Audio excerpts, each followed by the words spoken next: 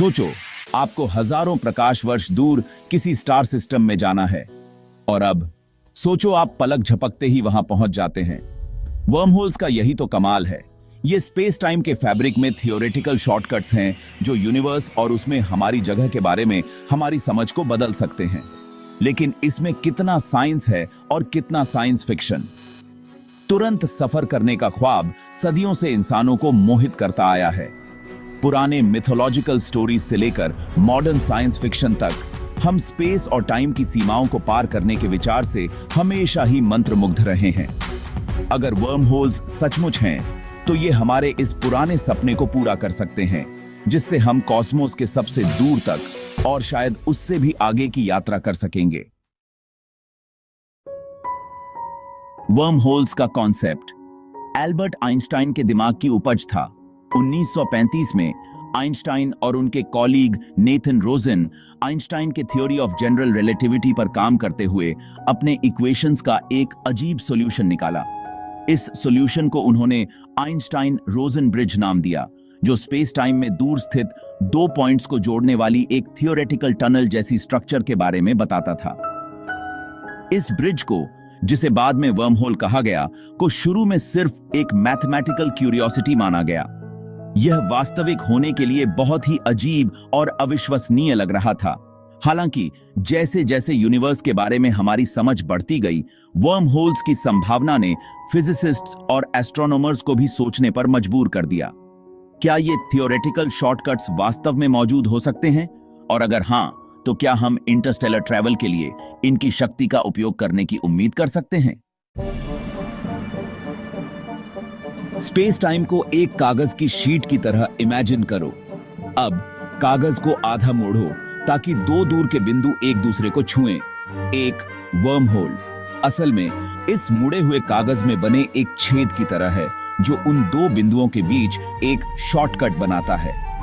Sheet के चारों तरफ घूमने के बजाय आप बस वर्महोल से गुजर सकते हैं और अपनी मंजिल पर बहुत तेजी से पहुंच सकते हैं। बेशक वास्तविकता कहीं ज्यादा जटिल है। आइंस्टाइन के थ्योरी ऑफ जनरल रिलेटिविटी के अनुसार ग्रेविटी कोई बल नहीं है, बल्कि मास और एनर्जी की मौजूदगी के कारण स्पेस टाइम में एक कर्वेचर है। वर्महोल्स अगर मौजूद हैं तो इस कर्वेचर का अत्यधिक रूप होंगे, जो स्पेस टाइम के दो दूर के क्षेत्रों को एक टनल जैसी स्ट्रक्चर के माध्यम से जोड़ते हैं। Section 4, the matter of stability, exotic matter and the quest for stability. Wormholes के साथ सबसे बड़ी चुनौतियों में से एक है उनका अस्थिर होना। जनरल रिलेटिविटी के अनुसार एक वर्महोल प्रकाश की गति से भी तेज गिर जाएगा, जिससे उसके पार जाना असंभव हो जाएगा। एक वर्महोल को खुला और यात्रा योग्य बनाए रखने के लिए हमें नेगेटिव मास एनर्जी डेंसिटी वाले एक पदार्थ की आवश्यकता होगी, जिसे एक्सोटिक मैटर कहा जाता है। एक्सोटिक मैटर, जो कि हमने अब तक देखी गई किसी भी चीज से अलग है, में रिपल्सिव ग्रेविटी होगी, जो स्पेस टाइम को अंदर की तरफ खींचने के बजाय बाहर की तरफ धकेलेगी। यह प्रतिकारक बल वर्महोल के ढहने की प्रवृत्ति का मुकाबला कर सकता है। संभावित रूप से इसे इतने लंबे समय तक खुला रख सकता है कि एक स्पेसक्राफ्ट उसके पार से गुजर सके। हालांकि एक्सोटिक मैटर का अस्तित्व पूरी तरह थियोरेटिकल ही है, जबकि कुछ quantum effects negative energy densities की संभावना की ओर इशारा करते हैं। हमने कभी भी वर्महोल को स्थिर करने के लिए आवश्यक मात्रा के पास भी कुछ नहीं देखा है। Section 5, a perilous journey, the dangers lurking with in. मान लीजिए कि हम एक वर्महोल बनाने और उसे स्थिर करने का तरीका ढूंढ लेते हैं, तो भी यात्रा खुद ही खतरों से भरी होगी। एक वर्महोल के मुहाने पर तीव्र गुरुत्वाकर्षण बल एक स्पेसक्राफ्ट को फाड़ सकते हैं, जबकि वर्महोल का आंतरिक भाग तीव्र विकिरण और अन्य खतरों से भरा हो सकता है। इसके अलावा एक वर्महोल को पार करने की ही कार्रवाई के अप्रत्याशित परिणाम हो सकते हैं।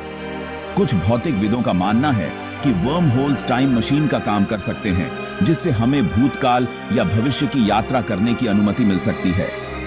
दूसरों का अनुमान है कि वर्महोल्स समानांतर ब्रह्मांडों की ओर ले जा सकते हैं, जिनमें से प्रत्येक के अपने भौतिक नियम और इतिहास हैं।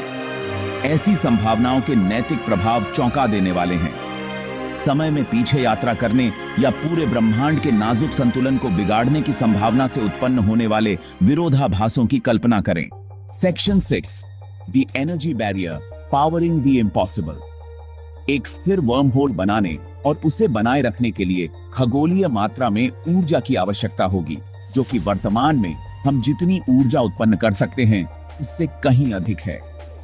कुछ अनुमानों से पता चलता है कि हमें एक पूरे तारे के ऊर्जा उत्पादन का उपयोग करना होगा ताकि एक स्पेसक्राफ्ट के प्रवेश करने के लिए काफी बड़ा वर्म होल बनाया जा सके।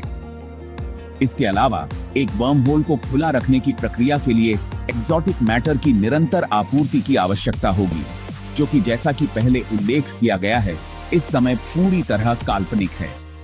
यहाँ तक कि अगर हम एक्सोटिक मैटर को ढूंढ भी लेते हैं या बना भी लेते हैं तो भी ऐसे अजीब पदार्थ का उपयोग करने और उसे नियंत्रित करने की चुनौतियां बहुत ज्यादा होंगी। Wormholes and the fabric of reality, time travel, parallel universes and the ethical maze. इन सभी चुनौतियों के बावजूद वर्महोल्स की थियोरेटिकल संभावना हमारी कल्पनाओं को मोहित करती रहती है। वर्महोल्स टाइम ट्रैवल के रहस्यों को उजागर कर सकते हैं, जिससे हमें अतीत और भविष्य की यात्रा करने की अनुमति मिल सकती है। ये हमें समानांतर ब्रह्मांडों का रास्ता भी प्रदान कर सकते हैं, जिनमें से प्रत्येक अपने अद्वितीय भौतिकी के नियमों के साथ एक अलग वास्तविकता है। हालांकि ये रिझाने वाली संभावनाएं गंभीर नैतिक प्रश्न भी उठाती हैं। हम ऐसी शक्तिशाली तकनीक के जिम्मेदारी भरे उपयोग को कैसे सुनिश्चित करेंगे? जैसे जैसे हम वर्महोल्स के क्षेत्र में आगे बढ़ते हैं, हमें सावधानी और संभावित परिणामों के बारे में गहरी जागरूकता के साथ आगे बढ़ना चाहिए।